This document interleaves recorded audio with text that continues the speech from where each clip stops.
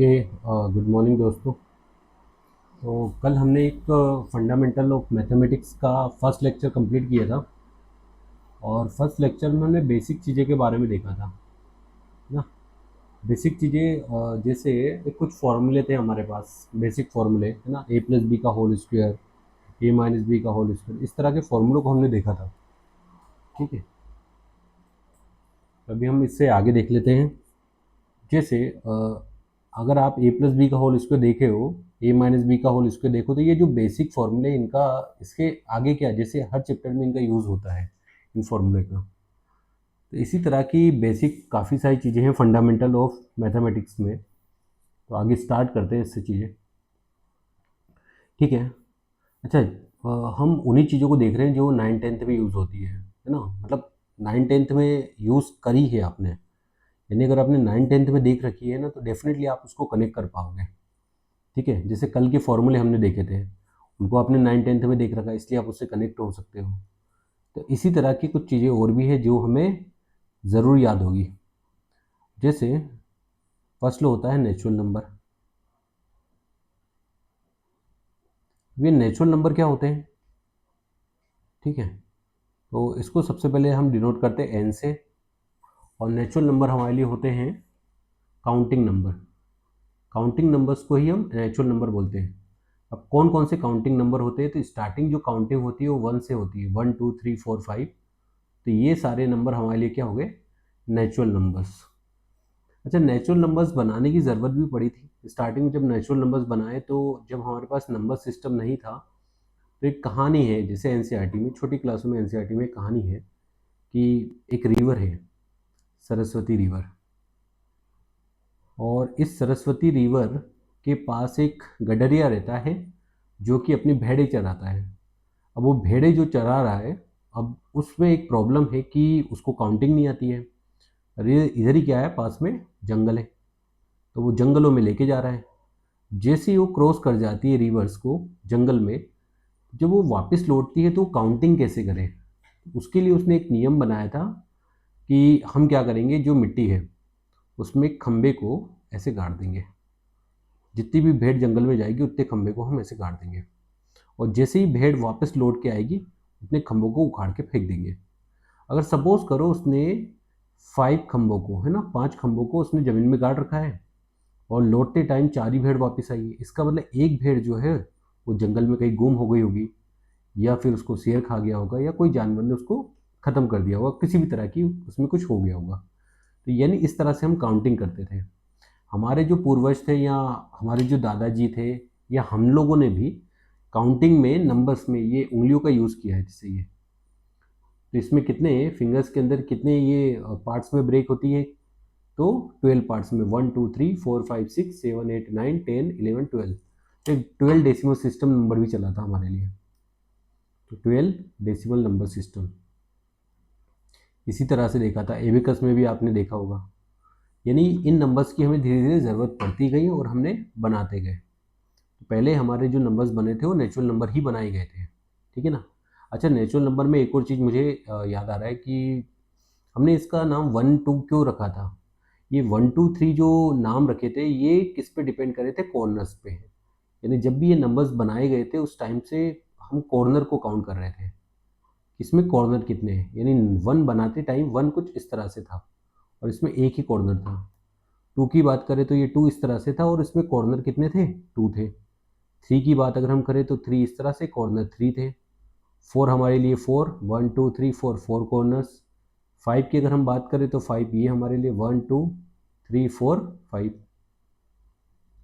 6 की बात अगर हम करें तो ये 6 इस तरह से था, तो 1 2 3 4 5 6।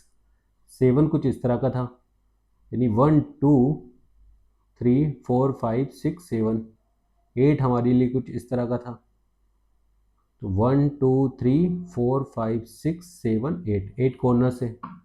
और 9 उस टाइम पे इस तरह से बनाया था, तो 1 2 3 4 5 6 7 8 9, 9।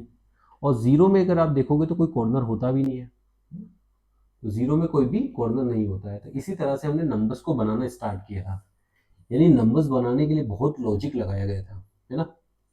दूसरा, ऐसा नहीं है कि इंडिया में नंबर्स यूज़ नहीं करते थे, इंडिया में भी काफ़ी नंबर्स यूज़ करते थे स्टार्टिंग में, बट हमारी जो लैंग्वेज थी वो संस्कृत थी, है ना।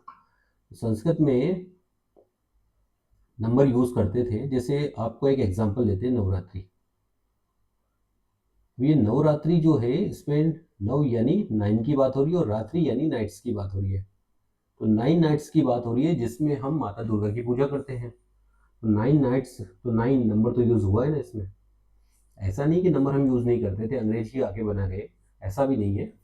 नंबर हम काफ़ी टाइम से यूज़ कर रहे हैं, बस हमारी लैंग्वेज अलग थी। उनकी लैंग्वेज इंग्लिश थी, हमारी संस्कृत थी इंडिया में। दूसरा, और भी नाम दिखा देते हैं, जैसे रावण की बात करते हैं। रावण, ये अगर आपने संस्कृत में नाम सुना होगा तो दशानन बोलते थे। तो दशानन यानी 10, और आनन मतलब होता है हेड, यानी जिसके 10 सर थे उसको हमने रावण नाम दिया था। तो रावण की एक खास बात ये थी कि उसमें 10 सर थे उसके, इसीलिए उसको दशानन बोलते थे। तो 10, 10 नंबर यूज हो रहा है ना इसमें। नंबर तो यूज होते थे, हमेशा यूज होते थे। महाभारत में अगर आप देखोगे तो शतम यूज है ना, यानी 100 कौरव थे, पांडव 5। पंजाब को भी अगर आप देखोगे तो पंजाब जो वर्ड है वो बना कहाँ से, तो पंजाब जो वर्ड है वो 5 रिवर्स का कॉम्बिनेशन से, यानी जहाँ पे 5 रिवर्स मिलती है, इसीलिए पंजाब, है ना। तो यहाँ पे भी 5 रिवर्स की बात हो रही है। तो नंबर्स हम काफ़ी टाइम से यूज़ कर रहे हैं, ठीक है, बट लैंग्वेज का डिफरेंस था, इसीलिए हमें ऐसा लगता है कि काफ़ी चीज़ें हमें बाहर से मिली है ना, बट ऐसा कुछ है नहीं, ठीक। लैंग्वेज का डिफरेंस था, है ना। चलो अब हमारे टॉपिक पे आ जाते हैं, नेचुरल नंबर्स, काउंटिंग नंबर। तो स्टार्टिंग 1 से स्टार्ट किया था, इसलिए इन्हीं को काउंटिंग नंबर्स बोल देते हैं। अच्छा, बाद में जो बना है, ज़ीरो को भी बना दिया। अब ज़ीरो बनने से ये फ़ायदा हो गया कि बाकी के नंबर्स बनाना ईजी हो गया। अब जैसे ही आपने बाकी के नंबर्स बना लिए तो क्या बेनिफिट हुआ है ना, अगर आप बाकी के नंबर बना लोगे तो बेनिफिट ये मिलेगा हमें कि ज़ीरो को भी हमने जब डिस्कवर किया तो सेकंड ज़ीरो, तो इस नंबर को हमने बोल दिया होल नंबर। यानी नेचुरल नंबर्स के साथ अगर हम ज़ीरो को भी काउंट करते हैं, तो ज़ीरो को भी काउंट करते हैं, तो इस तरह के नंबर्स को हमने बोल दिया होल नंबर्स। 1 2 3 4 5 इस तरह के नंबर, यानी नेचुरल तो है हमारे पास, लेकिन साथ साथ अगर उसमें ज़ीरो भी रखेंगे तो होल हो गए। होल से आइडिया लग रहा, होल नाम, होल यानी कंप्लीट। जब हमारे पास ज़ीरो डिस्कवर हो गया तो ज़ीरो को भी हम रखेंगे, ठीक है। इसी टाइप से अगर आप देखोगे तो ब्रह्मगुप्त एक साइंटिस्ट थे, उन्होंने क्या किया कि ये जो नंबर्स बने 1 2 3 4 5 इस तरह के, ये नेचुरल नंबर्स, होल नंबर्स, तो उन्होंने सोचा कि नंबर्स में कुछ कमी है। यानी जैसे उन्होंने दो चीज़ों से उन्होंने कनेक्ट किया उस चीज़ को। सपोज करो मुझे आपसे 10 रुपये लेने हैं, और 10 रुपये लेने हैं, तो अगर मेरे पास लेने हैं मुझे, है ना, तो 10 रुपये का मुझे बेनिफिट है। और सपोज करो मुझे 10 रुपये देने हैं, यानी 10 रुपये का डेप्ट है। तो उन्होंने डेप्ट, ऋण, इसको उन्होंने माइनस से डिनोट करना स्टार्ट किया। तो लाइफ हो, चाहे रियल लाइफ हो या आपकी खुद की लाइफ हो, उसमें पॉजिटिव नेगेटिव चीज़ें होती है। ऐसा नहीं होगा कि हर समय आपको पैसे देना ही होगा या लेने ही होंगे। कभी बार आप पैसे दोगे, कभी कभी आप पैसे लोगे। तो पैसे जब लोगे, है ना, उस केस में आपको जब लेने होंगे पैसे, तो आप प्लस से यानी प्रॉफिट में चल रहे हो, और माइनस ये आपको डिनोट कर रहा है कि आप डेप्ट में हो। तो नंबर्स हम जो रियल लाइफ में यूज़ करते हैं, यानी हमारे पास नेगेटिव ज़रूर होगा। तो नेगेटिव ऐसा कुछ नहीं, नेगेटिव आपको ये दिखाने चाह रहा है कि आप जो चीज़ें हैं वो आपके पास नहीं है, आप नेगेटिव में चल रहे हो, ठीक है। जैसे मुझसे किसी को 100 रुपये लेना है, इनडायरेक्टली मेरे पास नेगेटिव 100 रुपीज़ है, क्योंकि मुझे किसी को देने हैं, इसीलिए नेगेटिव नंबर्स भी होते हैं। और आप ऐसे भी सोच सकते हो कि ये जो ज़ीरो है ये तो हमारे लिए न्यूट्रल का काम कर रहा है, न्यूट्रल पोजीशन पे है। तो न्यूट्रल हमारे लिए ज़ीरो हो गया। ज़ीरो के बाद अगर कुछ है तो ज़ीरो के पहले भी कुछ होगा। आज अगर मंडे होगा तो कल ट्यूसडे होगा, तो मंडे, मंडे से पहले भी कोई दिन रहा होगा। इसी टाइप से ज़ीरो है, ज़ीरो के बाद अगर 1 2 3 4 आ रहा है तो ज़ीरो के पहले भी कुछ रहा होगा। इस तरह से आप नेगेटिव भी देख सकते हो। और एग्जाम्पल देख सकते हैं, जैसे फादर है, फादर का अगर सन होगा तो फादर भी किसी के सन रहे होंगे। यानी नेगेटिव डायरेक्शन में अगर आप जाके देखोगे तो आपको पता चलेगा कि फादर भी किसी के सन है, ऐसा नहीं कि फादर के ही कोई सन होगा, ठीक है। इस तरह से हम देख सकते हैं। तो होल नंबर्स भी हमें पता चल गया, और नेचुरल नंबर्स को जिस तरह से हमने एन से डिनोट किया, तो होल नंबर्स को हम डब्ल्यू से डिनोट करते हैं और इसमें जीरो को काउंट करते हैं। एक कंफ्यूजन लोगों को आता है कि जीरो क्या है हमारे लिए, पॉजिटिव है कि नेगेटिव। तो जीरो का थोड़ा सा ध्यान रखना, जीरो एक तरह से न्यूट्रल की तरह काम कर रहा है, जीरो एकदम सेंटर पे होता है बीच में। तो जीरो ना हमारे लिए पॉजिटिव है, ना ही जीरो हमारे लिए क्या है, नेगेटिव है। तो जो चीज पॉजिटिव भी नहीं है, जो चीज नेगेटिव भी नहीं है, उसको बोलेंगे क्या? तो आप ऐसे बोल सकते हैं, zero is neither positive nor negative. Zero ना पॉजिटिव की तरह काम कर रहा है, ना ही नेगेटिव की तरह काम कर रहा है। सपोज करो मुझे किसी से 10 रुपए लेने भी नहीं है और देने भी नहीं है, इसका मतलब जीरो एग्जिस्ट करता है लाइफ में, न्यूट्रल। तो zero neither positive non negative. तो जो पॉजिटिव नहीं है उसको आप ऐसे बोल सकते हो, नॉन पॉजिटिव, ये चीज पॉजिटिव नहीं है।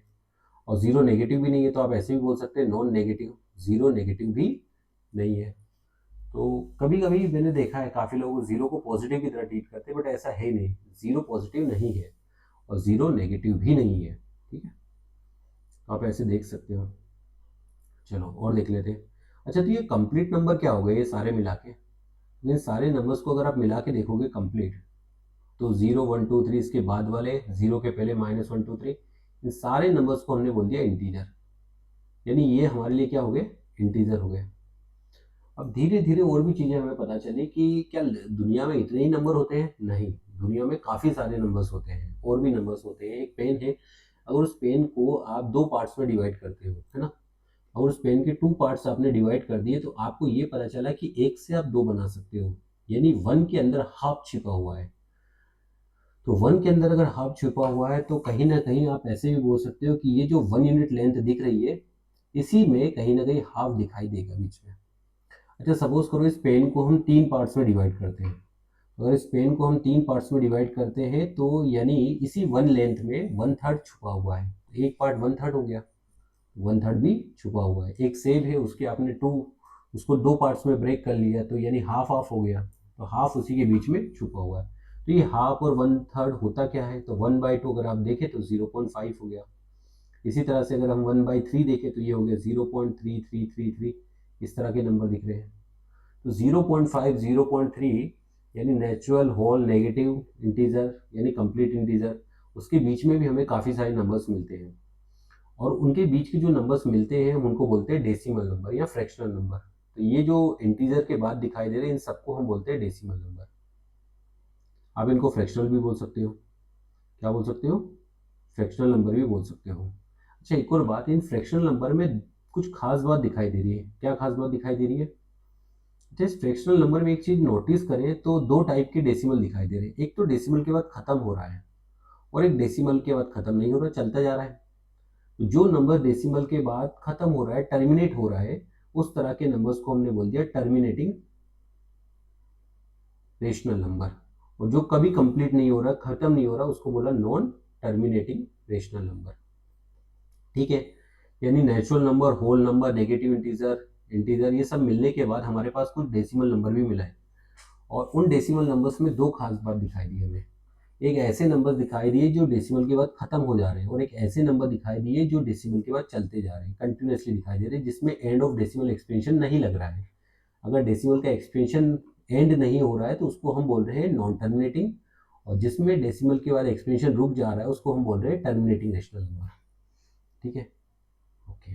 अच्छा, ये जो नंबर्स है 1/2, इसको 0.5 बोला, आप इसको वापस से p/q के फॉर्म में चेंज कर सकते हो, यानी 0.5 को आप 1/2 बना सकते हो। ईजी, देखो टर्मिनेटिंग को बनाना काफ़ी ईजी है। तो अगर कोई बोले कि टर्मिनेटिंग को कैसे चेंज करते हैं, तो 0.5 आप यहाँ पे 1 से डिवाइड किए, किसी भी नंबर्स को 1 से डिवाइड करने से कोई फर्क नहीं होगा। तो आप डेसिमल के बाद डिजिट्स को काउंट करिए।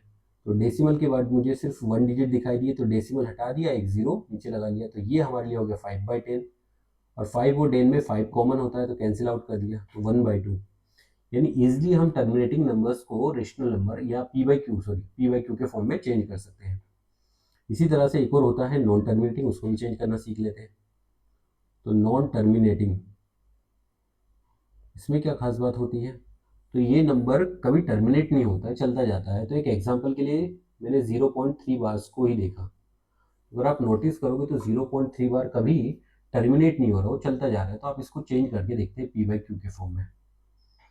फर्स्टली x = 0.3333, इस तरह से इन्फिनाइट टाइम्स लिखाई दिया, तो आप इसको चाहो तो 0.3 बार लिख सकते हो। वर्नाकुलम साइन बोलते हैं जिसके ऊपर भी हम बार लगा देते हैं, वो किसको, वो साइन किसको रिप्रेजेंट करता है, वर्नाकुलम साइन, यानी ये दिखा रहा है हमको कि ये रिपीट हो रहा है चीज़ें। अब बस आपको इसमें नंबर ऑफ डिजिट्स काउंट करना है which are participating in the form of repetitions after decimal. तो डेसिमल के बाद कितना डिजिट पार्टिसिपेट कर रहा है रिपीटिशन में, तो हम नोटिस करेंगे तो सिर्फ एक ही डिजिट है ऐसा 3, जो कि बार बार रिपीट हो रहा है ना। डेसिमल के बाद 3 जो है वही रिपीट हो रहा है। अब 10 से मल्टीप्लाई करो, अगर 2 डिजिट रिपीट होती है तो 100 से मल्टीप्लाई कर लेते हैं। तो अब जब भी 10 से मल्टीप्लाई करोगे डेसिमल राइट साइड शिफ्ट होगा 1, तो ये मिलेगा 3.33333 बार, यानी इस नंबर्स को हम बोल सकते हैं 3.3 बार। अच्छा, दोनों का डिफरेंस करके देखो, 10x माइनस 1x ये मिला 9x, और 3 माइनस 0 कितना हुआ 3, और बार बार कैंसिल आउट हो गया, तो x की वैल्यू हो जाएगी 3/9, 3/9 यानी 1/3। तो ईजिली हम 0.3 बार्स को चेंज कर सकते हैं, कितना आ जाएगा 1/3। ठीक है, तो आई होप क्लियर हो गया होगा, है ना। तो इस तरह से देख सकते हैं। अच्छा, एक और चीज़ हमने इसमें नोटिस करोगे तो डेसिमल के बाद सब कुछ रिपीट हो रहा है, तो इस तरह के रिकरिंग को हम बोलते हैं प्योर रिकरिंग। प्योर रिकरिंग, क्योंकि इसमें डेसिमल के बाद सब कुछ रिपीट हो रहा है। अच्छा, काफ़ी बार ऐसा होगा कि समथिंग 1 और 2 डिजिट, या तो 1 या 2 डिजिट कभी कभी डेसिमल के बाद रिपीट नहीं होता है, तो उस केस में उसको कैसे p/q के फॉर्म में चेंज करते हैं। ठीक है, तो एक एग्जांपल उसका भी देख लेते हैं। लेट एन एग्जांपल,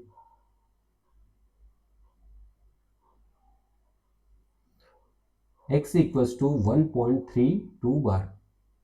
ये आप देखो, इसमें 3 रिपीट हो रहा है डेसिमल के बाद, नहीं इसमें 3 रिपीट नहीं हो रहा है, तो आप कैसे देखोगे इसको। तो ये हमारे लिए कुछ इस तरह से दिख रहा है 1.32222222, इस तरह से नंबर दिखाई दे रहा है, तो आप इसको ऐसे भी बोल सकते हो 1.32 बार। तो इसको प्योर मिक्स्ड रिकरिंग बोलते हैं या प्योर रिकरिंग। तो आप ऐसे सोचो कि डेसिमल के बाद सब कुछ रिपीट हो रहा है, प्योरली रिकरिंग हो रहा है, बट डेसिमल के बाद कुछ चीज़ें रिकरिंग में पार्टिसिपेट नहीं कर रहा है। कौन सा नंबर से जो रिकरिंग में पार्टिसिपेट नहीं कर रहा है, तो 3 अगर आप देखोगे तो रिकरिंग में पार्टिसिपेट नहीं कर रहा है, तो हम इसको प्योर रिकरिंग तो नहीं बोल सकते, इसको बोलते हैं mixed recurring. Okay, mixed recurring को सबसे पहले चेंज करना होगा प्योर रिकरिंग में, तो 10 से मल्टीप्लाई करो, जब भी 10 से मल्टीप्लाई करोगे डेसिमल शिफ्ट होगा 1 प्लस, ये मिलेगा 13.22222 बार, यानी ये हमारा हो गया 13.2 बार। ये हमारे लिए चेंज हो गया प्योर रिकरिंग में। ओके, प्योर रिकरिंग वाले क्वेश्चंस को हम इजीली सोल्व कर सकते हैं। अब बस आपको डिजिट्स को काउंट करना है which are participating in the form of repetition. तो मुझे सिर्फ एक ही डिजिट दिखाई दे रहा है 2, जो कि पार्टिसिपेट कर रहा है, तो आपको 100 10 से मल्टीप्लाई किया लेफ्ट राइट, तो ये डिजिट फिर शिफ्ट हो गया, तो ये मिला 132.2222, इस तरह से दिखाई दिया, तो ये हो गया 132.2 बार। अब इन दोनों का डिफरेंस करूँ, 100x माइनस 10x ये मिलेगा 90x, 132 माइनस 13 तो कितना मिला 12 माइनस 3 9 हो गया, 12 माइनस 1 तो 119 दिखाई दिया, और बार बार तो कैंसिल आउट हो जाएगा, x का वैल्यू मिलेगा 119 डिवाइड बाई 90। ठीक है, तो आई थिंक समझ गए होंगे किस तरह से हम किसी भी नंबर्स को चेंज कर सकते हैं। तो पहला हमारे लिए जो नंबर्स की हम बात करें तो नंबर्स में दिखता क्या था, नेचुरल नंबर्स। फिर हमने देखा नंबर्स को बनाने के बाद होल नंबर्स की बात की, जीरो के बारे में हमने कुछ बात की, टर्मिनेटिंग नॉन टर्मिनेटिंग की बात की, अब डेसिमल नंबर्स को कैसे चेंज कर सकते हैं इसके बारे में बात की। तो जितनी भी चीज़ें हमने पढ़ी है इन सारी चीज़ों को हम बोलते हैं रेशनल नंबर, यानी इंटीजर हो गया, डेसिमल हो गया, नेचुरल हो गया, होल नंबर हो गया, ये हमारे लिए क्या है, रेशनल का काम करते हैं। फिर एक साइंटिस्ट थे जिनका नाम था पाइथागोरस। इन्होंने क्या काम किया, इन्होंने ये बताया कि कोई भी राइट एंगल ट्रायंगल है उसमें एक हाइपोटेनियस होता है जो 90 के अपोजिट होता है, और एक साइड होती है जो कि एंगल के अपोजिट होती है, तो जिस भी एंगल की बात होगी उसके अपोजिट को परपेंडिकुलर बोलते हैं। और लास्ट एक साइड होती है जिसको बोलते हैं बेस। तो उन्होंने जो कंसेप्ट बताया उसमें उन्होंने बताया कि hypotenuse square equal to perpendicular square plus base square, यानी हाइपोटेनियस अगर आपको निकालना है तो आप निकाल सकते हो perpendicular square plus base square इसका रूट। और इस थ्योरम का यूज करके हमने कुछ अलग टाइप के नंबर्स को पता किया, जैसे 1 यूनिट बेस 1 यूनिट परपेंडिकुलर, तो इस केस में हाइपोटेनस कितना मिलेगा, तो 1 स्क्वायर प्लस 1 स्क्वायर, तो ये मिलेगा 1 प्लस 1, यानी मिलेगा √2, यानी हमें कुछ रूट टाइप के नंबर्स भी दिखाई दिए।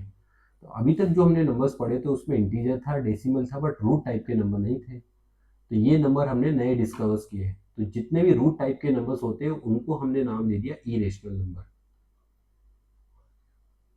और इससे पहले जितने भी हमने देखे थे वो सब क्या थे, रेशनल, यानी √2, √3, है ना, पाई, ई, ये सारे नंबर हमारे लिए क्या, इरेशनल। इसके लिए एक डेफिनेशन भी है, अगर आप इसकी अप्रोक्सीमेट वैल्यू देखो तो 1.4 आ जाएगा √2, लेकिन ये कभी खत्म नहीं होता है। तो इरेशनल नंबर्स में एक खास बात ये होती है कि ये नॉन टर्मिनेटिंग होते हैं, बट नॉन टर्मिनेटिंग के साथ साथ ये नॉन रिकरिंग भी होते हैं, यानी इसमें कुछ रिपीट भी नहीं होता है। ऐसा नहीं कि जैसे उससे पहले वाला हमने एक एग्जांपल लिया था 0.3 बार, अगर आप 0.3 बार को देखोगे तो उसमें नॉन टर्मिनेटिंग था नो डाउट, बट उसमें रिकरिंग था, डेसिमल के बाद डिजिट रिपीट हो रहा है। बट इरेशनल नंबर में वो नॉन टर्मिनेटिंग होगा और नॉन रिकरिंग होगा, यानी या तो वो ना तो टर्मिनेट होगा कभी खत्म, ना ही वो रिकरिंग करेगा, रिपीट भी नहीं करेगा उस चीज़ में। तो दोनों चीज़ें उसमें दिखाई देगी। तो इरेशनल नंबर्स में यही खास बात है। तो पाई की वैल्यू भी अगर आप देखोगे तो काफ़ी लोग उसको 22/7 लिख देते हैं, ये गलत है ना। पाई की वैल्यू 22/7 नहीं होती, ना ही इसकी वैल्यू 3.14 होती है। काफ़ी लोग 3.14 भी यूज़ कर लेते हैं, ये भी नहीं होती है। ये तो हम क्या है, कैलकुलेशंस को सोल्व करने के लिए 22/7 या 3.14 सपोज कर लेते हैं, बट एग्जैक्टली उसकी वैल्यू 22/7 या 3.14 नहीं होती है, ठीक है ना। उसकी वैल्यू चलती जाती, कभी खत्म नहीं होती उसकी वैल्यू, क्योंकि वो नॉन टर्मिनेटिंग है और नॉन रिकरिंग है, ना कभी खत्म होगा ना ही कभी रिपीट होगा, चीज़ें रिपीट नहीं होती है उसमें, इसीलिए इसको इरेशनल बोलते हैं। तो हमें आई थिंक समझ में आ गया होगा क्या क्या चीज़ें हमने सीख ली, है ना। तो जितने भी नेचुरल नंबर हो गए, होल नंबर हो गए, है ना, टर्मिनेटिंग वाले हो गए, डेसिमल, नॉन टर्मिनेटिंग वाले हो गए, ये सारे ही नंबर हमारे लिए क्या है, रेशनल। और जितने भी रूट रूट टाइप के नंबर्स होते हैं जो कभी खत्म भी नहीं होते और रिपीट भी नहीं होते हैं, ऐसे नंबर्स को हमने बोल दिया इरेशनल नंबर, है ना। ओके, अच्छा, आप रियल लाइफ में क्या इन दोनों टाइप के नंबर का यूज़ करते हो क्या, है ना। जैसे नेचुरल नंबर्स की अगर हम बात करें तो एक पेन खरीदने जाना है मुझे, और ये पेन है 10 रुपये का, तो 10 क्या है हमारे लिए, नेचुरल नंबर है, होल नंबर्स है। 0 क्या है हमारे लिए, होल नंबर्स, ठीक है। तो ऐसे नंबर्स का हम यूज़ करते हैं, नेगेटिव नंबर्स का भी हम यूज़ करते हैं। सपोज करो मुझे किसी के 10 रुपये देने हैं, तो यानी मैं -10 रुपीज़ है मेरे पास, नेगेटिव ये दिखा रहा है कि मुझे किसी को देना है। तो हम नंबर्स का यूज़ करते हैं, नेगेटिव डेसिमल नंबर्स का भी यूज़ करते हैं। जैसे 1 रुपीज़ कॉइन है और 1 रुपीज़ का हाफ कितना मिला हमें, 0.5, तो यानी 0.5 हमारे लिए एक नंबर की तरह काम कर रहा है। इन सारे नंबर्स को हम यूज़ करते हैं रियल लाइफ में, इसीलिए इन सारे नंबर्स को हम क्या बोलते हैं, रियल नंबर। और रूट वाले नंबर्स का भी यूज़ करते हैं। जिन नंबर्स को हम रियल लाइफ में यूज़ करते हैं उन सारे नंबर्स को आप रियल बोलोगे। रियल में दोनों ही टाइप के नंबर होते हैं, रेशनल वाले भी और इरेशनल वाले भी, यानी जो बिना रूट वाले हैं उनको भी यूज़ कर रहे हो और रूट वाले नंबर्स को भी हम रियल लाइफ में यूज़ कर रहे हैं, इसलिए ये सब हमारे लिए क्या है, रियल नंबर की तरह काम करते हैं। अच्छा, जिन नंबर्स को हम अभी यूज़ नहीं कर रहे फिलहाल, उनको हम बोल देते हैं इमेजनरी नंबर, ठीक है। तो ये होता है एक आयोटा, रूट के अंदर -1। अगर किसी नंबर्स में इस तरह की चीज़ें दिखेगी तो वो हम अभी फिलहाल तो यूज़ नहीं कर रहे, तो इन सबको हमने किस में डाल दिया है, इमेजनरी नंबर्स में डाल दिया। एक एग्जांपल के लिए अगर मैं बात करूं कि x² + 4, 0 का x² + 4, तो x का वैल्यू आप +2 और -2 रख सकते हो ना। या आप ऐसे भी बोल सकते हो कि x² - 4 0 कब होता है, तो आप बोल सकते हो कि जब हम +2 और -2 रखेंगे तो 0 आ जाएगा। बट अगर मैं बोलूँ कि x² + 4 0 कब होता है, तो ये चीज़ कभी 0 हो सकती है क्या? ऐसा कोई नंबर आपके दिमाग में आता है कि जिसको रखने पर उसके स्क्वायर +4 करने से 0 आ जाए? नहीं आ सकता है ना। तो इस तरह में अगर कोई भी आपको ऐसा कोई नंबर मिल रहा है तो ऐसे नंबर्स को हम बोलते हैं इमेजनरी नंबर। इसमें अगर आप हालांकि देखोगे तो x बराबर कुछ भी 2 आयोटा या -2 आयोटा रखोगे तो 0 आ जाएगा, जिसमें i मतलब √-1 बोलते हैं, i यानी आयोटा। तो जिन नंबर्स का अभी हम यूज़ नहीं करते रियल लाइफ में, है ना, ऐसे नंबर्स को हम इमेजनरी में डाल देते हैं, या हम कॉम्प्लेक्स नंबर भी बोल देते हैं इसको। तो अभी हमने देखा रियल नंबर्स के दो part, rational and irrational. Rational में काफ़ी सारी चीज़ें होती है, जैसे हमने इंटीजर की बात की, एक बार देख लेते हैं रेशनल में क्या होता है ना। तो जैसे numbers, any numbers which can be written in the form of p/q, आप किसी भी चीज को अगर p बाई क्यू जैसा लिख सकते हो, where p and q are को प्राइम इंटीजर, जिसमें p और q क्या होते हैं, को प्राइम इंटीजर होते हैं, and q should not equal to zero, बस डिनोमिनेटर जीरो नहीं होना चाहिए, ऐसे सारे नंबर्स को हम रेशनल बोलते हैं। ठीक है। अच्छा, को प्राइम एक वर्ड में दिमाग आ रहा होगा कि को प्राइम किसको बोलते हैं, तो जिसमें कुछ कॉमन नहीं होना चाहिए, बस ऐसे नंबर्स को हम रेशनल नंबर्स बोल सकते हैं। एग्जांपल के लिए 3/4, क्या 3 और 4 में कुछ कॉमन है क्या, नहीं, तो ऐसा नंबर हमारे लिए रेशनल की तरह काम करेगा। अच्छा, कोई पूछेगा सर 6/8 रेशनल है क्या, हाँ रेशनल है, आप इसको कैंसिल करो, 2 से 3 और ये 4, 3/4 हो गया। तो इजिली हम इसको p बाई क्यू के फॉर्म में चेंज कर सकते हैं, where p and q are को prime integer and q should not equal to zero, इसमें q जीरो नहीं होना चाहिए। ठीक है। अच्छा, जैसे इंटीजर को हमने काउंट किया, उसमें डेसिमल को भी काउंट करते हैं, यानी टर्मिनेटिंग वाले और नॉन टर्मिनेटिंग वाले, इन दोनों को ही हम रेशनल नंबर में काउंट करते हैं। इरेशनल का बता ही चुके हैं, रूट वाले टाइप के नंबर्स को हम इरेशनल बोलते हैं। ठीक है। तो काफ़ी नंबर्स का हमें आइडिया हो गया है। ठीक है। अच्छा, रेशनल नंबर को इन जनरली हम डिनोट किससे करते हैं, क्यू से, और इरेशनल नंबर्स को हम किससे डिनोट करते हैं, तो क्यू के पावर्स पे एक छोटा सा सी लिख दो, यही हमारे लिए इरेशनल नंबर्स को डिनोट करते हैं। इंटीजर को हम किससे डिनोट करते हैं, तो जब आप इंटीजर की बात करोगे तो इंटीजर नंबर्स को हम या तो z से डिनोट करते हैं या फिर i से डिनोट करते हैं। तो इंटीजर हमारे लिए z या फिर i से डिनोट करते हैं इस नंबर्स को। ठीक है। होल नंबर्स को w से, नेचुरल नंबर्स को n से डिनोट करते हैं। तो आई होप काफ़ी नंबर्स आपको समझ में आ गए होंगे। ठीक है। ऐसे ही आते हैं डायरेक्टली नंबर्स के बारे में लिखा होगा, देख ले सकते हैं इसमें। ठीक। चलो कुछ और नंबर्स के बारे में बात कर ही लेते हैं। इवन नंबर्स के बारे में बात कर लेते हैं, है ना, नाम से लग रहा है इवन, इवनली डिस्ट्रीब्यूट हो रहे हैं, यानी जब भी नंबर्स इवनली डिस्ट्रीब्यूट कर सकते हो आप, इवनली डिस्ट्रीब्यूट करने का मतलब सभी में इक्वली डिस्ट्रीब्यूट करना।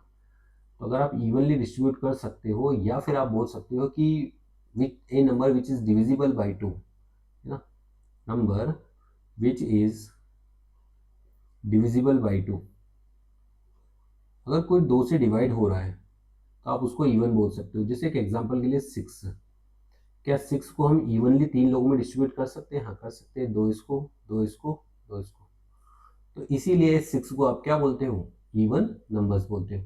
अच्छा, 7 को आप डिस्ट्रीब्यूट कर सकते हो इवनली दो लोगों में या 3 लोगों में, सपोज करो तो मैं 2 2, तो बाकी तीसरे को मुझे 3 देने पड़ेंगे, इसका मतलब मैं 7 को इवनली डिस्ट्रीब्यूट तो नहीं कर सकता हूँ, तो 7 हमारे लिए इवन नंबर तो नहीं है। जो नंबर इवन नहीं होता है उसको हम क्या बोलते हैं, ओड बोलते हैं।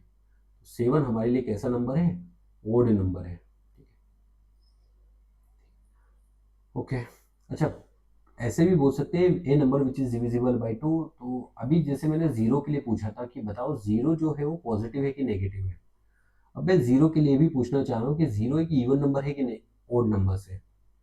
तो आप ऐसे देख सकते हो, क्या ई जीरो 2 से डिवाइड होता है, हाँ जीरो 2 से डिवाइड हो रहा है, इसका मतलब जीरो एक इवन नंबर की तरह काम करेगा। Any number which is divisible by two is called the even number. Okay. और देखते हैं प्राइम नंबर, कैसे नंबर, प्राइम नंबर, है ना। प्राइम में क्या खास बात होगी, तो prime numbers, numbers which is divisible by, which is divisible by 1 and itself, जो 1 से और खुद से ही डिवाइड हो, उसके अलावा किसी से डिवाइड नहीं होना चाहिए, है ना। This is divisible only by 1 और एंड इटसेल्फ, जो खुद से डिवाइड होगा और 1 से, यानी इसके सिर्फ 2 ही फैक्टर होते हैं। तो कौन कौन से 2 फैक्टर इसके दिखते हैं, एक तो 1 तो हो ही गया और एक खुद हो गया। एग्जाम्पल के लिए मैंने 5 को देखा। अच्छा, 5 बताओ किससे डिवाइड है, एक 1 से और एक खुद 5 से डिवाइड होता है। क्या 5 और किसी नंबर से डिवाइड होता है क्या, नहीं, तो 5 किसी और नंबर से डिवाइड नहीं हो सकता है, इसीलिए 5 को हम कैसा नंबर बोलेंगे, प्राइम नंबर्स बोलते हैं। ठीक है। सबसे छोटा इवन प्राइम नंबर कौन सा होता है, even prime number, only even prime number एक सिर्फ 2 ही है, क्योंकि 2 भी खुद से डिवाइड होगा और 1 से डिवाइड होगा, इसके अलावा किसी से डिवाइड नहीं हो सकता है, तो इसको बोलते हैं प्राइम नंबर्स।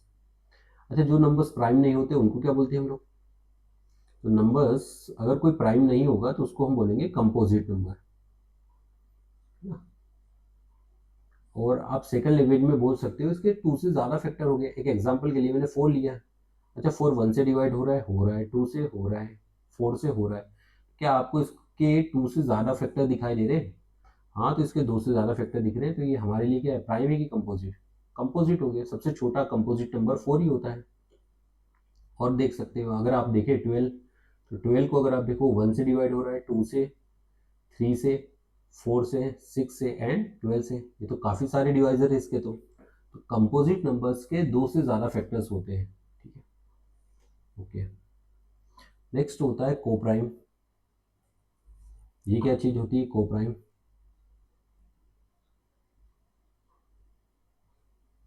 कोप्राइम नंबर,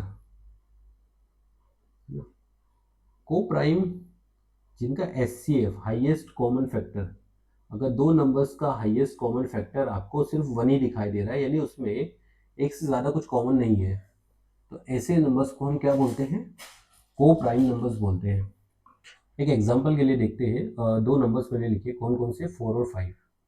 अच्छा, को प्राइम का ये मतलब नहीं समझना है कि प्राइम की बात हुई है। को प्राइम का मतलब होता है कि जिसमें कुछ कॉमन ना हो, हाईएस्ट कॉमन फैक्टर बने, कुछ भी कॉमन नहीं। अच्छा 4 को अगर आप देखोगे तो 2 × 2 लिख सकते हो, ठीक है। और 5 को अगर आप देखोगे तो 5 × 1 ही लिख सकते हो, यानी इसमें हाईएस्ट कॉमन क्या आ सकता है, 1।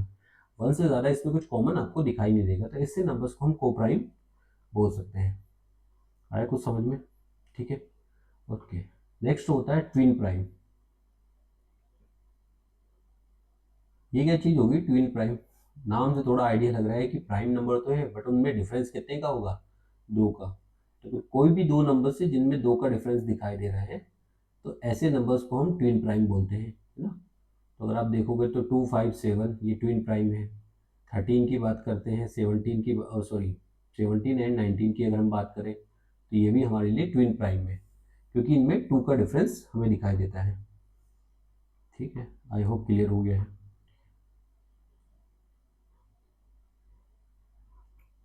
ओके, और क्या हो सकता है?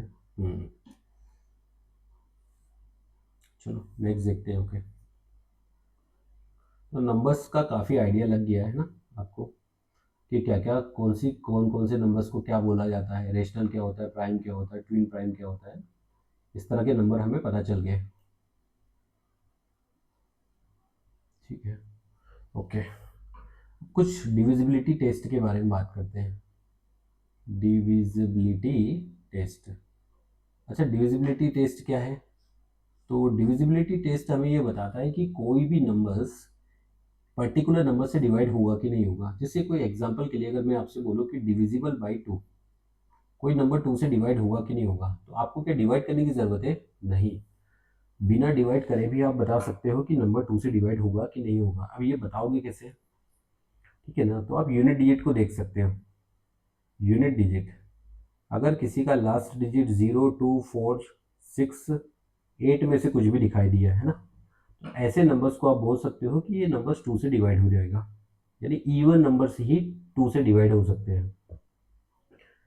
सेकंड होगा कि डिविजिबल बाई 3, कोई 3 से डिवाइड होगा कि नहीं होगा, ये कैसे पता चलेगा? ठीक है, तो सम ऑफ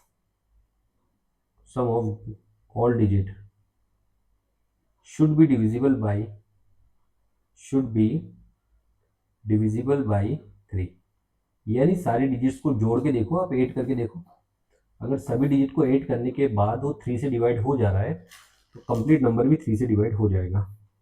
ठीक है, अगला देखते हैं, डिविजिबल बाई 4। ठीक है, तो number formed by last two digit last two digit last की 2 डिजिट्स को देखो, अगर लास्ट की 2 डिजिट से बनने वाला नंबर अगर 4 से डिवाइड हो रहा है ना, तो ये नंबर भी 4 से डिवाइड हो जाएगा। ठीक है, डिविजिबल बाई 5। 5 की बात करते हैं, तो इसका जो यूनिट डिजिट है, अगर आपको यूनिट डिजिट 0 या फिर 5 में से कुछ भी दिख रहा है, या तो 0 दिख रहा है या फिर 5 दिखा, तो नंबर 5 से डिवाइड हो जाएगा। ठीक है, 6 की बात करते हैं, डिविजिबल बाई 6। अच्छा, कोई नंबर 6 से डिवाइड होगा कि नहीं होगा, है ना। इफ़ ए नंबर, है ना, if A number divisible by 2 and 3, यानी नंबर आपका 2 से भी डिवाइड हो रहा है और 3 से भी हो रहा है। तो अगर कोई नंबर 2, 3 दोनों से डिवाइड हो रहा है तो 6 से हो जाएगा, क्योंकि 6 के जब आप फैक्टर करते हो तो 6 के फैक्टर क्या होते हैं, 2 एंड 3 होते हैं। तो अगर आप नंबर 2 और 3 दोनों से डिवाइड हो रहा है तो 6 से कन्फर्म डिवाइड होगा। ठीक है, 7 के भी बाद में देखते हैं। डिविजिबल बाई 8, 8 का एग्जैक्टली 4 टाइप का ही होगा, तो नंबर फॉर्म्ड बाई लास्ट, अच्छा 4 में लास्ट 2 डिजिट की बात करते हैं, बट यहाँ पे हम बात करते हैं लास्ट 3 डिजिट की। तो अगर कोई भी नंबर हमने बनाया लास्ट की 3 डिजिट से ना, एग्जैक्टली वही नंबर बना जो भी लास्ट 3 डिजिट्स में दिखाई दे रहा है। तो अगर जो भी नंबर आपका लास्ट की 3 डिजिट से बन रहा है, ये नंबर अगर आपका 8 से डिवाइड हो गया तो कंप्लीट नंबर भी 8 से डिवाइड हो जाएगा। ठीक है, नेक्स्ट देखते हैं डिविजिबल बाई 9, इसका एग्जैक्टली 3 टाइप का हो गया। तो sum of all digit, sum of all digit should be divisible by 9, यानी सारे डिजिट्स को हमने ऐड करके देखा और सभी डिजिट्स को ऐड करने के बाद उनका जो एडिशन आ रहा है वो 9 से डिवाइड हो रहा है, तो कंप्लीट नंबर भी 9 से डिवाइड हो जाएगा। ठीक है, डिविजिबल बाई 10, 10 की बात करते हैं। तो लास्ट डिजिट या फिर यूनिट डिजिट की बात करें तो यूनिट डिजिट आपका क्या होना चाहिए, 0। अगर यूनिट डिजिट प्लेस पर 0 है तो 10 से हो जाएगा। ठीक है, अगला देखते हैं डिविजिबल बाई 11, 11 के लिए क्या कंडीशन है, तो आप करो डिफरेंस ऑफ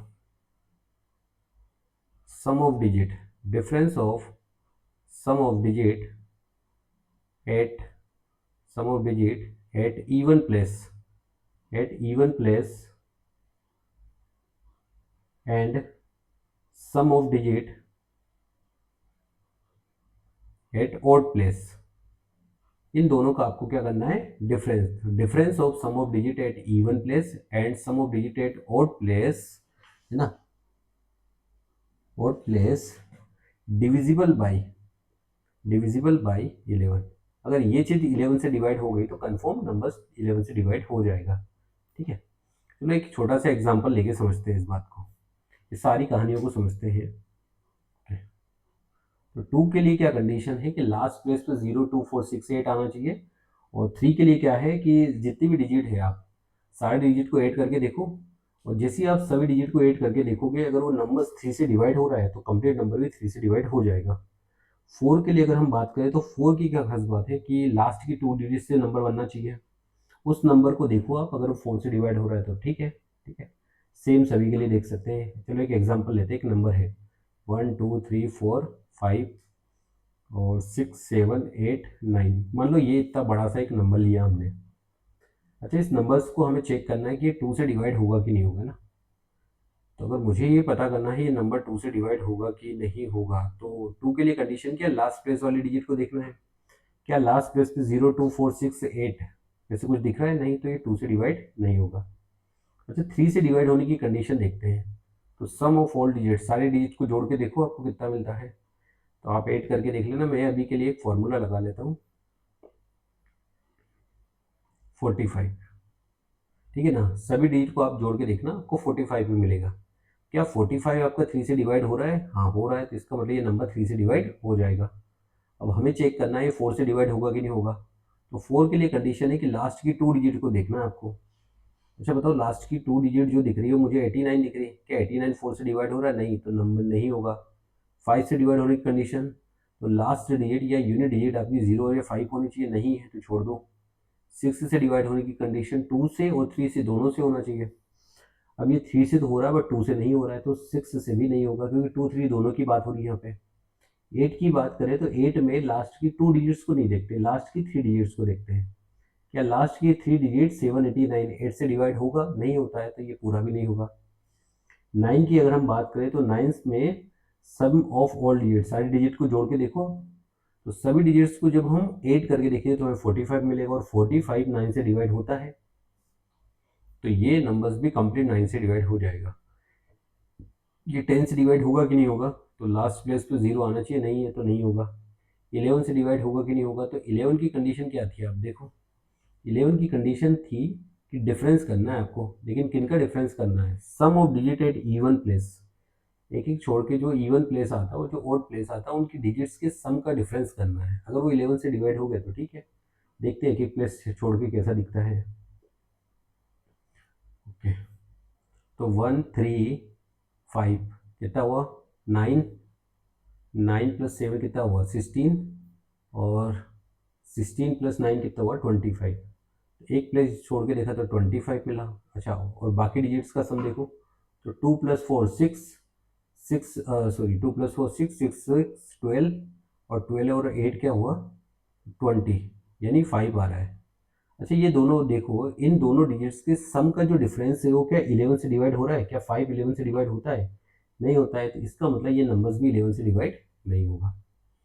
ठीक है, तो जब भी आपसे बोला जाए कि ये नंबर्स पर्टिकुलर नंबर कोई डिवाइड होगा कि नहीं होगा, तो आपको इस तरह से कंडीशन देखना, और बड़े नंबर्स के लिए फैक्टर देख सकते हो। इसलिए सपोज करो किसी ने बोला कि कोई नंबर 21 से डिवाइड होगा कि नहीं होगा, तो 21 यानी 7 और 3 का फैक्टर है, तो आप चेक करो 7 और 3 दोनों से हो रहा है या नहीं हो रहा है। अगर 7 और 3 दोनों से हो रहा है तो नंबर डिवाइड हो जाएगा, है ना। ठीक है, अच्छा 7 की क्या कहानी है, तो 7 के लिए थोड़ा देख लेते हैं। तो कोई भी एक छोटा सा एग्जांपल लिया, मैंने लिया 343। अब मुझे चेक करना है 7 से डिवाइड होगा कि नहीं होगा। ठीक है, तो आपको कुछ नहीं करना है, लास्ट प्लेस पर जो डिजिट है उसके डबल को रिमेनिंग डिजिट से माइनस करना है। तो लास्ट प्लेस पर 3 है, उसका डबल करते हैं 6, इसको रिमेनिंग से माइनस करते हैं, तो 34 - 6 कितना मिलता है 28। ठीक है, क्या 28 7 से होता है? होता है, तो ये 343 भी हो जाएगा। ठीक है, चलो और कोई नंबर ले लेते हैं, 1 2 3 4 5 ऐसे कुछ नंबर ले लिया। अब एक और एग्जांपल ले लेते हैं, तो ये लास्ट प्लेस पर क्या मुझे 5 दिख रहा है, 1 2 3 4, इसको 5 का डबल करो 10, इसको माइनस करो, तो 4 2 1 2 ये मिला। अब सेम सिमिलर को रिपीट करते हैं, तो 4 जो है इस 4 का डबल करो 8, तो 120 - 8 कितना हो जाएगा 114। सेम रिपीट करते हैं 4 11 - 4 कितना आ जाएगा 3। क्या 3 आपका 11 से डिवाइड हो रहा है? नहीं हो रहा है, इसीलिए नंबर भी आपका 7 से डिवाइड नहीं होगा। यदि जो भी लास्ट प्लेस पर जो डिजिट दिखाई देती है उसके डबल को रिमेनिंग में से माइनस करना है, तो लास्ट प्लेस पे जो डिजिट होगी उसमें रिमेनिंग में से माइनस करने से आपको 7 का डिविजिबिलिटी पता चल जाएगा, और जो भी नंबर्स आपको दिखाई दे वो आपका 7 से डिवाइड होना चाहिए। हो रहा है तो ठीक, नहीं तो नहीं होगा। ठीक है, आई होप क्लियर हो गया है ना। ठीक है, दूसरा, अब हम बात करते हैं नंबर्स को रखने के लिए, है ना। जैसे थोड़ा एक छोटा सा देखते हैं सेट, ये क्या चीज़ होती है सेट नामक चीज़? ये तो बड़ा अजीब टाइप का दिखा। तो सेट का मतलब होता है इकट्ठा करना, यानी जब भी हम सेट की बात करें तो हम क्या कर रहे हैं, इकट्ठा कर रहे हैं चीज़ों को। तो collection of all well defined and distinct object, यानी वेल डिफाइंड और अलग अलग, डिस्टिंक्ट यानी अलग अलग चीज़ों को आपको इकट्ठा करना है, कलेक्शन करना है। इसी चीज़ को हम क्या बोलते हैं सेट। तो बस इसमें दो ही चीज़ों को ध्यान रखना है, चीज़ें जो आप इकट्ठा कर रहे हो, कलेक्शन कर रहे हो, वो वेल डिफाइंड होना चाहिए और वो अलग अलग होनी चाहिए। सेम टाइप की चीज़ों को इकट्ठा नहीं करते हैं हम। तो ऐसे इकट्ठा करने की चीज़ों को ही हम बोलते हैं सेट। ठीक है, अब सेट में जो, जैसे कोई एक छोटा सा एग्जाम्पल लेते हैं, आप इकट्ठा तो कुछ भी कर सकते हो।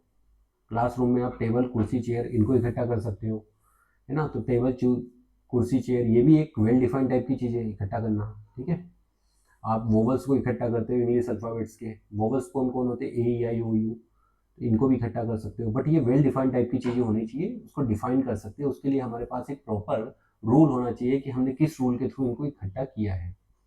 ठीक है, जैसे एक एग्जाम्पल के लिए मैंने लिखा कि मैं इकट्ठा कर रहा हूँ किन को, तो मैं कलेक्शन कर रहा हूँ, collection of intelligent student in class. Class में जितने भी इंटेलिजेंट स्टूडेंट हैं उनको इकट्ठा कर रहा हूँ। सपोज करो क्लास में 50 स्टूडेंट है और मैंने 10 को इकट्ठा कर लिया कि 10 तो बहुत ही इंटेलिजेंट है। क्या ये एक वेल डिफाइंड टाइप की चीज़ है? क्या जिन 10 को मैंने इकट्ठा किया क्या सच में इंटेलिजेंट होंगे? नहीं बता सकते हैं ना, ये वेल डिफाइंड टाइप की चीज़ नहीं है। कैसे? क्योंकि जिनको मैं इंटेलिजेंट बोल रहा हूँ, हो सकता है मैं मैथ्स के बेस पे बोल रहा हूँ, लेकिन वो बाकी सब्जेक्ट में अच्छे ना हो, तो आप इस चीज़ को वेल डिफाइंड नहीं बोल सकते हो। ठीक है, ओके। अच्छा, एक और मैंने लिखा कि मैं कलेक्शन कर रहा हूँ, किसका इकट्ठा कर रहा हूँ, कलेक्शन। तो collection of vowels in English alphabets. English alphabets में जो वोवल्स होते हैं उनको इकट्ठा करके देखो, कौन कौन से वोवल्स होते हैं, ए ई आई ओ यू, इनको आपने इकट्ठा किया और एक डिब्बे में बंद कर दिया।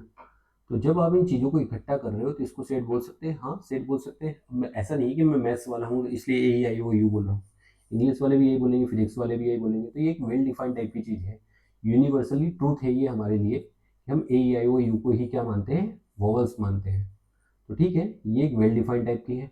साथ में आपको इस बात का ध्यान रखना है कि डिस्टिंक्ट है क्या, क्या अलग अलग चीज़ें हैं क्या, ऐसा तो नहीं कि रिपीट हो गया, नहीं कुछ भी रिपीट नहीं हुआ है ना। तो इस चीज़ को हम सेट बोल सकते हैं, बोल सकते हैं। अच्छा, अगर मैं आपसे बोलूँ कि मुझे कलेक्शन करना है, collection of letter of the word, letter of the word school, school में जितने भी लेटर हैं उस लेटर को इकट्ठा करना है। अच्छा, स्कूल में कौन कौन से लेटर, एक ए से, एक सी है, एक एच है, एक ओ है और एक एल भी है। अच्छा, ओ इसमें 2 बार लिखा हुआ है, क्या आप 2 बार इकट्ठा करोगे, नहीं, हमने बोला है कि डिस्ट्रिक्ट चीज़ों को इकट्ठा करना है तो एक ही बार इकट्ठा करेंगे। तो आप इसको भी सेट बोलोगे, हाँ सेट बोलेंगे। तो सेट का मतलब होता है अलग अलग टाइप की चीज़ों को इकट्ठा करो, है ना। बट उसमें एक खास बात होनी चाहिए, अलग अलग होना चाहिए, डिस्ट्रिक्ट होना चाहिए, वेल डिफाइंड होना चाहिए। ठीक है, तो ये अलग अलग भी है। जैसे स्कूल में अगर हम देखें तो 2 वो थे, बट मैंने एक ही बार लिखा है। एक और बात, इसको आगे पीछे लिखने से कोई फ़र्क नहीं पड़ता, अगर मैं एस के प्लेस पर सी लिख देता, सी के प्लेस पर ए लिख देता, कोई फ़र्क नहीं पड़ता। अब जब भी आप इनको इकट्ठा करते हो, इनको सेपरेट किससे करते हो, कोमा से सेपरेट करते हो। तो कोमा से आप इसको सेपरेट भी कर सकते हो। अभी हम पढ़ रहे हैं फंडामेंटल ऑफ मैथमेटिक्स, तो हम यहाँ पे भी काफ़ी सारी चीज़ों को इकट्ठा करेंगे। तो इकट्ठा करने के लिए कुछ तो चाहिए ना हमें। जैसे हम सब्जी मार्केट जाते हैं, तो बताओ सब्जी मार्केट जाते हैं तो एक झोला लेके जाते हैं, उस झोले में क्या करते हैं, हम अलग अलग टाइप की चीज़ सब्जियों को इकट्ठा कर लेते हैं। अगर हम झोला नहीं ले जाएंगे तो क्या आप हाथों में इकट्ठा करोगे, कहीं से कुछ तो चाहिए ना इकट्ठा करने के लिए। तो हम जो मैथ्स में पढ़ते हैं, इन जनरली नंबर्स के बारे में बात करते हैं, यानी हम अलग अलग नंबर्स को इकट्ठा करते हैं। तो बहुत सारे नंबर्स को इकट्ठा करते हैं, तो इकट्ठा करने के लिए हमारे पास क्या होते हैं, ब्रैकेट्स। हम थोड़ा सा ब्रैकेट्स के बारे में देख लेते हैं। जब हम नंबर्स को इकट्ठा करते हैं तो उनके लिए हम क्या, कौन से ब्रैकेट यूज़ करते हैं। तो ब्रैकेट हमारे चीज़ों को इकट्ठा करने के काम आते हैं। तो 2 टाइप के ब्रैकेट होते हैं। फर्स्टली होता है कंटिन्यूस ब्रैकेट और एक होता है डिसकंटिन्यूस ब्रैकेट। नाम से थोड़ा आइडिया लग रहा है, कंटिन्यूस यानी लगातार आने वाली चीज़ों को इकट्ठा करना है, डिसकंटिन्यूस यानी ब्रेक कर करके इकट्ठा करना है। ठीक है, अब पहले कंटिन्यूस के बारे में 3 टाइप के ब्रैकेट होते हैं। पहला हो गया क्लोज ब्रैकेट।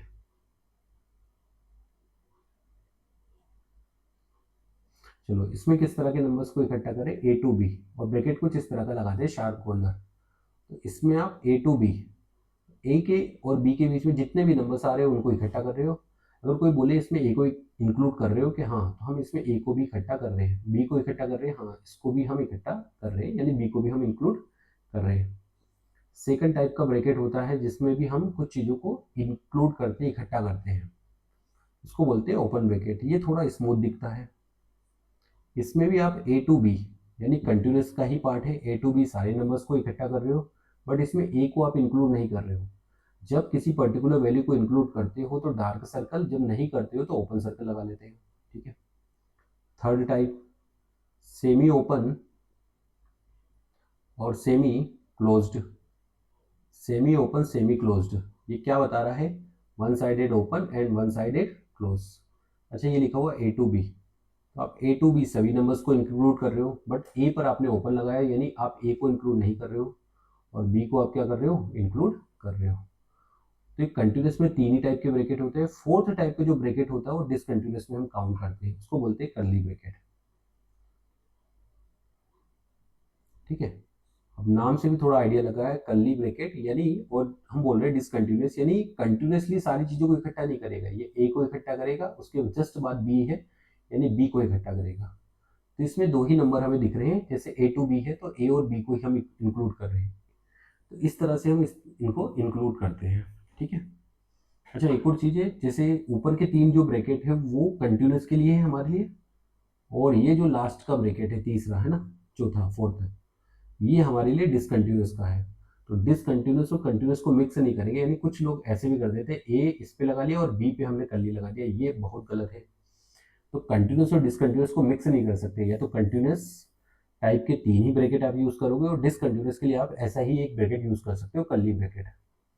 ठीक है, जैसे कि एग्जांपल के लिए अगर मैं आपसे पूछूं, मैंने ये ब्रैकेट लगाया 2 to 5, और मैंने अगर आपसे पूछा कि बताओ इसमें कितने नंबर्स है, पहले तो इसमें कौन कौन से नंबर्स को हम इंक्लूड कर रहे हैं, तो 2 और 5 के बीच में जितने भी नंबर्स आप आ रहे हैं उन सबको इंक्लूड कर रहे हैं। क्या इसमें 2 को इंक्लूड किया है? हाँ, इसमें 2 को इंक्लूड कर रहे हैं, 5 को कर रहे हैं। जब भी किसी पर्टिकुलर वैल्यू को इंक्लूड कर रहे हैं, डार्क सर्कल बनाओ। क्या इसमें 2.51 आता है? आता है। 2.1 बिलोंग्स टू सेट है, यानी सेट ए का नाम रख देते हैं इसमें। कोई बोले इसमें 2 आता है कि हाँ, तो 2 बिलोंग्स टू सेट है। कोई बोले 5 बिलोंग्स टू सेट है। कोई बोले कि 5.1 बिलोंग्स टू सेट है, नहीं, 5.1 does not belongs to set है। तो इसमें टोटली कितने नंबर है? अगर कोई बोले कि 2 और 5 के बीच में कितने नंबर होते हैं, तो कोई बोलता है कि सिर्फ एक ही नंबर है, 3 4। बहुत गलत जवाब है यार। कि आपको 2 और 5 के बीच में सिर्फ 3 4 दिखता है क्या? इंटीजर बोलता है तो उसके मिडिल में आपको 3 4 दिखता है, बट अगर आपसे बोला है कि 2 to 5 यानी 2 से लेकर 5 के बीच में कितने नंबर आते हैं, तो इन्फिनाइट नंबर्स होते हैं ऐसे। ठीक है, इसमें कितने नंबर्स है? इन्फिनाइट नंबर है। अच्छा, अगर यही एक ओपन की तरह होता तो ये 2 होता और यहाँ पे 5 होता, तो इसका मतलब हम 2 को तो इंक्लूड कर रहे हैं बट 5 को इंक्लूड नहीं कर रहे, सॉरी 2 को ओपन में और 5 को इंक्लूड कर रहे हैं। इस तरह से दिखाई देता है। यानी अगर कोई बोले 2 बिलोंग्स टू सेट ए, नहीं ये नहीं है। 5 बिलोंग्स टू सेट ए, हाँ ये 5 ए को बिलोंग कर रहा है। तो इस तरह से हम चीज़ों को इकट्ठा कर सकते हैं। ठीक है, तो इकट्ठा करने के लिए हमारे मैथ्स के लिए तो ब्रैकेट्स की यूज़ पड़ती है, और ब्रैकेट में हम 2 टाइप के bracket, continuous and discontinuous, continuous में 3 टाइप्स एंड डिसकंटिन्यूस में 1 टाइप्स, इसको हम डिस्कस कर लेते हैं। ठीक है, कुछ चीज़ें और भी होती हैं। एक होता है, काफ़ी कन्फ्यूजन आता है लोगों को कि 1/0 क्या होता है, किसी चीज़ को 0 से डिवाइड करें तो क्या लिखते हो? काफ़ी लोग लिखते हैं इन्फिनिटी होता है। इन्फिनिटी कुछ नहीं होता है, इन्फिनिटी एक नोशन है। यानी अगर कोई बोले कि ये इन्फिनिटी क्या चीज़ है, तो इन्फिनिटी हमारे लिए क्या नोशन है ही। नोशन ये हमें बता रहा है कि काफ़ी बड़े नंबर्स की बात हो रही है ना, जितना आप सोच सकते हो उससे भी बड़े नंबर्स की बात हो रही है। यानी इन्फिनिटी ऐसा कुछ है नहीं, ये आपको एक सिंबल ऐसे दिखा रहा है कि बहुत बड़ा नंबर है। वो कितना बड़ा है हम नहीं बता सकते हैं, बट 1/0 इन्फिनिटी नहीं होता है। 1/0 क्या होता है? तो 1/0 अनडिफाइंड चीज़ है, इसको डिफाइंड ही नहीं कर सकते हम लोग, ये है क्या चीज़ है। इसके एग्जाम्पल के लिए मैंने लिखा कि मेरे पास 5 मैंगोज है और मुझे 5% में डिस्ट्रीब्यूट करना है। तो 5 मैंगोज को 5% में डिस्ट्रीब्यूट करना है, तो पर पर्सन कितना मैंगोज मिलेगा? तो 5 मैंगोज है हमारे पास और 5% है, तो पर पर्सन कितना मिलेगा? 1 मैंगो मिल जाएगा, एक तरह से देख सकते हैं। अच्छा, अगर 10 मैंगोज होते तो और 5% होते, तो इस केस में तो 10 मैंगोज थे और 5% से, तो पर पर्सन कितना मिलेगा? 2 मैंगो मिल जाएगा। बट यही केस अगर मैं बोलूँ कि मेरे पास 5 मैंगोज है लेकिन 0% है, रूम में तो कोई रूम पर्सन ही नहीं है, तो आप कैसे डिस्ट्रीब्यूट कर सकते हो उसको? क्या आप ऐसे बोलोगे कि 5/0 हर इंसान को इन्फिनिटी मिल जाएगा?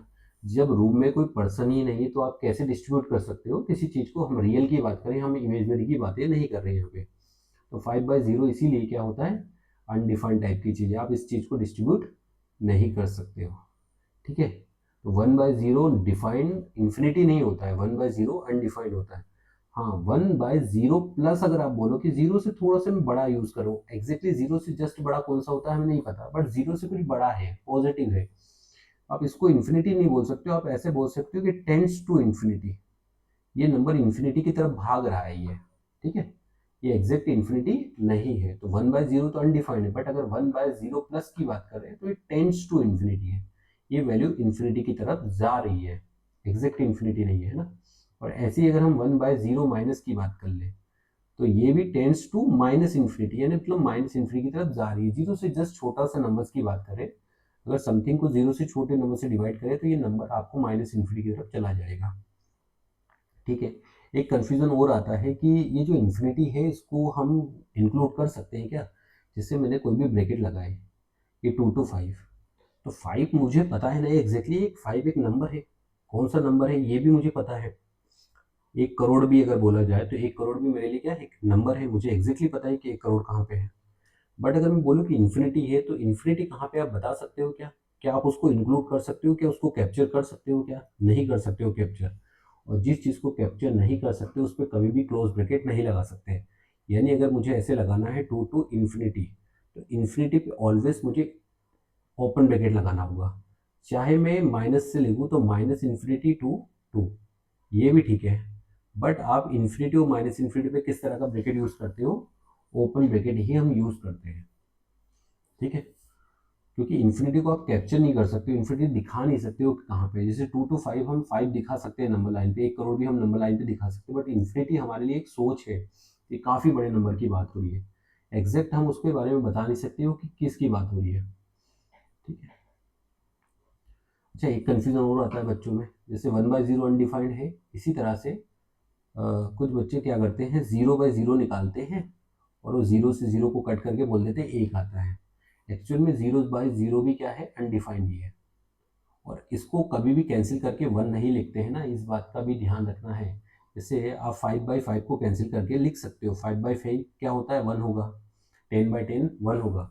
बट 0 अगर आप 0 से 0 को डिवाइड करो तो आप नहीं बता सकते हो क्या आएगा, मतलब उसको कैंसिल नहीं कर सकते, 0 से 0 कैंसिल नहीं होता है। दूसरा, इसमें अगर हम देखें तो जैसे मेरे पास 5 मैंगोज है और 5 पर्सन है, पर पर्सन कितना मैंगो मिलेगा, तो 5 मैंगोज है, 5 पर्सन है, एक एक कैंसिल किया तो 1, यानी पर पर्सन 1 मैंगो मिलेगा। बट अगर मैं बोलूँ कि 0 पर्सन है या 0 मैंगो है मेरे पास और 0 ही पर्सन है, तो 0 मैंगोस और 0 पर्सन, तो पर पर्सन 1 मिलेगा। आपके हाथों में कोई मैंगो नहीं है, सामने कोई पर्सन भी नहीं है। जब सामने कोई पर्सन नहीं है, हाथों में मैंगो भी नहीं है, तो आप कैसे एक एक दे सकते हो किसी चीज़ को? पॉसिबल है क्या ये चीज़? ये चीज़ पॉसिबल नहीं है। इसलिए 0/0 क्या होता है, अनडिफाइंड है। 0 को आप 0 से डिवाइड नहीं कर सकते हो, ठीक है। हालांकि ये कहानी है रामानुजन ने अपने टीचर से यही बात पूछी थी। टीचर ने बोला था 1000 मैंगो है, 1000 स्टूडेंट है, पर पर्सन कितना मिलेगा। उन्होंने ऐसी लॉजिक दिया, 1000/1000 1 आ गया, पर पर्सन 1 मैंगोज मिलेगा।